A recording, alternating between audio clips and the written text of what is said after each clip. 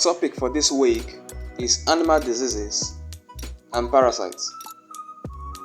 But in this lesson, I will be teaching you animal diseases. What are diseases? The term disease refers to an abnormality in the health which can lead to a deviation in the normal performance of an organism. That is, it can result to a decrease in performance of that organism. The types of diseases of farm animals.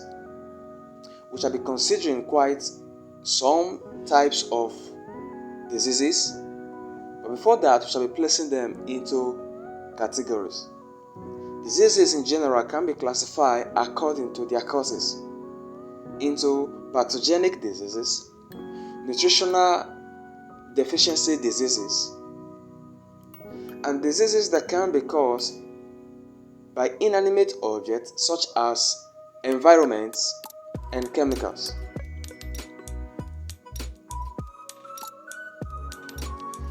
Organisms that can cause pathogenic diseases include the following.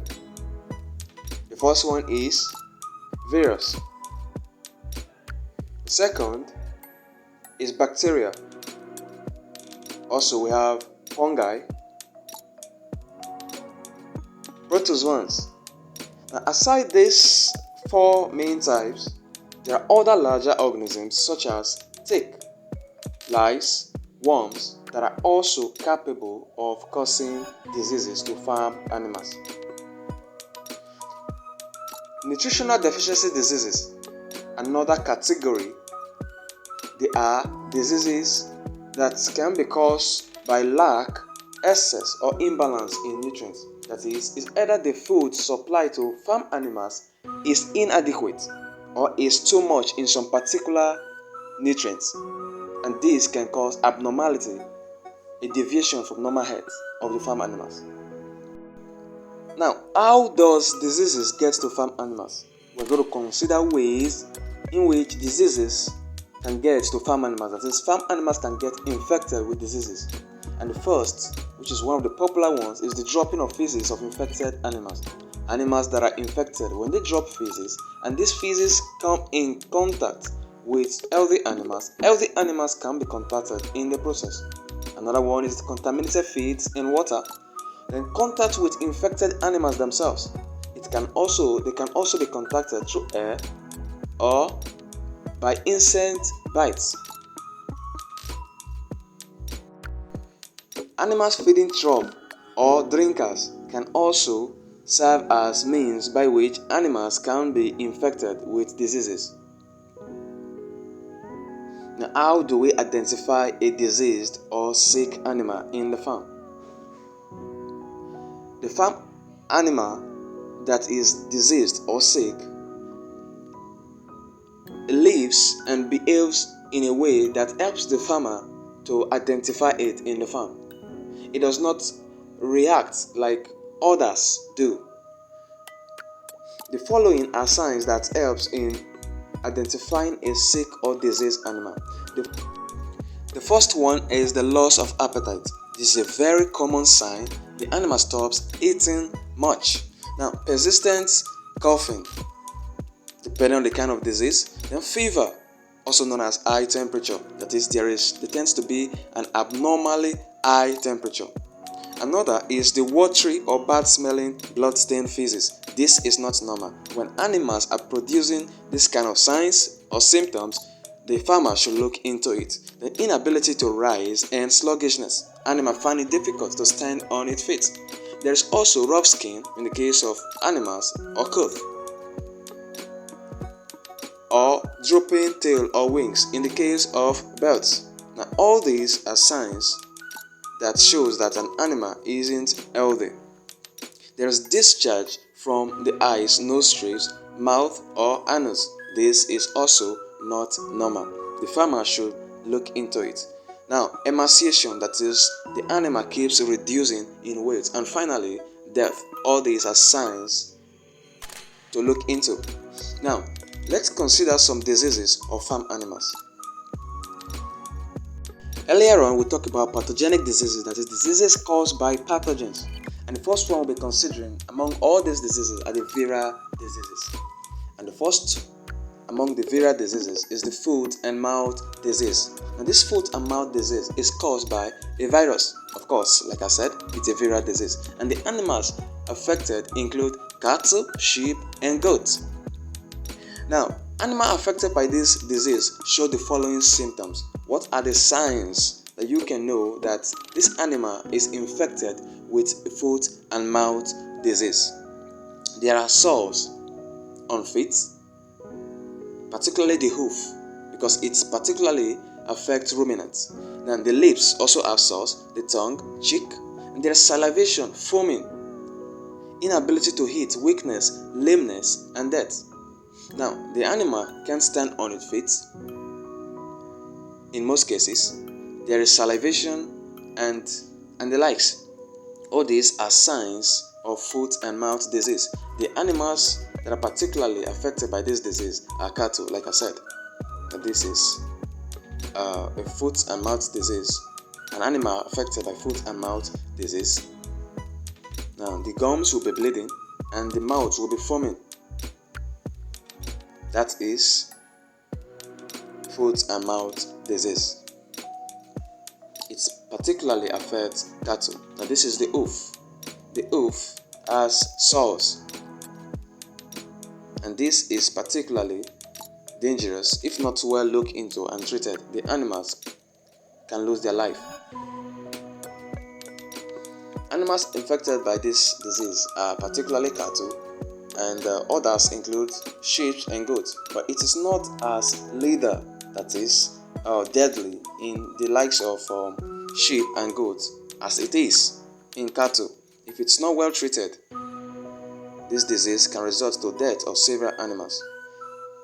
There is no cure for this disease, hence animals should be vaccinated against the disease. The treatment of this disease is particularly symptomatic, that is, you only treat the symptoms, not the disease. Like the hoof, you try to treat the hoof. Like this is neem oil, you put neem oil in the hoof to prevent infestation by worms. Now, all these are vital treatment procedures to be taken when treating foot and mouth disease. What are the mode of transmission of this disease? How does this disease get to farm animals? Transmission of foot and mouth disease in general can be transmitted by contact with infected animals. This is one of the common ways animals contact disease.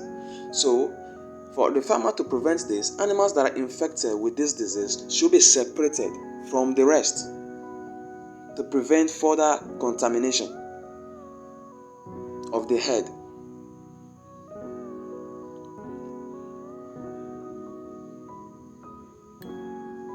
What are the effects of this disease?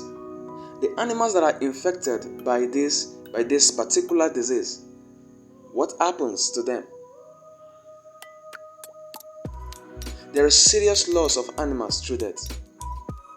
This disease is a deadly disease, and as such, there is need for the farmer to prevent it. And if it does happen, appropriate treatment should be employed immediately. Now, control measures. How do we control this? Vaccination, which is the most vital. Like I said before, this disease has no cure, so there is need to vaccinate beforehand. Then isolation of diseased animals from healthy ones. You bury animals deeply. Bury animals deeply. There is no treatment for this disease. You only vaccinate against it. So animals that are infected should be isolated and buried deeply. Rinderpest disease. This is another disease, another viral disease of cattle. It is caused by virus, and the animals affected is particularly cattle. In other cases such as sheep and goats, it is mild, that is, it is not as serious as it is in cattle and buffaloes. Cattle and buffaloes are the main animals affected by this disease. The symptoms include, among others, high fever, that is, the temperature is increasingly high. Now, blood stain shooting diarrhea. Now, this particular symptom is very vital in identifying this particular type of disease. The animal tends to experience diarrhea, that is, the bowel movement is faster than usual, and the animal tends to be defecating even when it is not willing to do such. And there will be feces all around the environment, watery feces that are stained with blood. This is a very vital symptom of Rinderpest disease. Fortunately, Rinderpest disease is not really that common in the world again. In fact, some persons believe it has been completely eradicated. Animals affected by this disease tend to grind their teeth. That is, there is grinding of teeth by animals infected by Rinderpest disease. When it occurred years back, it was a very deadly disease, and it affected and killed lots of animals, especially in Africa and European countries. Mode of transmission. How is Rinderpest disease transmitted? The first and the usual method of transmission of disease is particularly by contamination of infected animals and eating contaminated feed. So the farmer should prevent this from happening. In that way, he can control to some extent the infestation of this disease. And the effects of this disease, there tends to be death of animals. When it occurred years back, like I explained earlier, it was a really deadly disease. What are the control measures of this particular disease? The first and the most important is vaccination. Now, students, I believe by now you are beginning to know. I said control measures for viral diseases is particularly through vaccination. This is because there is no cure for the disease, and as such, vaccination is the only sure way of controlling this disease. In other words, it prevents it. It does not eradicate. It does not treat or cure the disease. Now, killing and burying deeply of infected animal. Like I said earlier on, there is no treatment. Now, another disease that is equally caused by viruses is the Newcastle disease. This one is does not affect cattle and sheep like we have been discussing all along, but this one is a disease that is common with poultry, that is birds, that include ducks, hens, of course fowl, and the likes. Now, symptoms include a drop in feed intake, that is a loss of appetite, the animal stops feeding well, and there is severe respiratory difficulty. The animal finds it difficult to breathe. And one vital point to note here is neck twisting and paralysis of legs or wings of the bird. There is also laying of soft-shelled eggs. The eggs that the bird lays, they are soft shell. This is an example of bird that is infected with the Newcastle disease. The neck is twisted. There is muscular paralysis, whereby the animal cannot coordinate itself properly. When it moves, it staggers. This is a bird infected with Newcastle disease. As you can see, staggering move.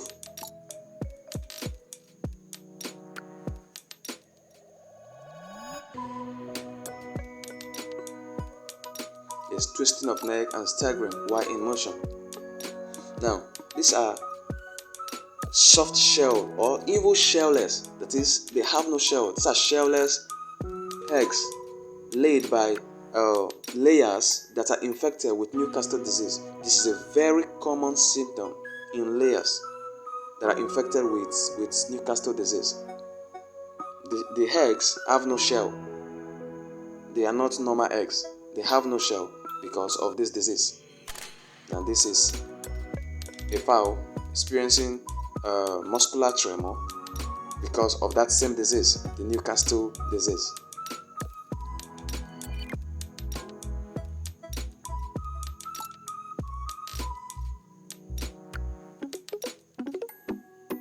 In general, Newcastle disease affects only birds, like I said, that is poultry, and it is quite deadly.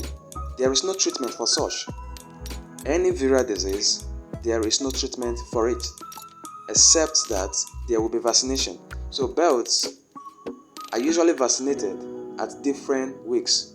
There is a vaccination given to chicks, there is vaccination given to growers, and there is vaccination given to adults. The animal tends to experience partial paralysis, and as time goes on, as it becomes complicated, it experiences total paralysis. What is the mode of transmission of this disease? How does this disease get transmitted from one animal to another? The first and the most common is through contact with feces of infected birds, NASA, or oral discharge from diseases. Now, this feces and NASA and oral discharge from diseased birds, when they come in contact with another bird, the disease tends to be transmitted to another bird. That is, another bird is contaminated in the process. What are the effects of this disease? There tends to be a low egg production in layers, high mortality rate. Now, the layers stop producing good quality eggs. Like I showed you earlier on, the eggs will be shellless, and the amount of egg they can produce in a week or day, it's reduced drastically. What are the control measures?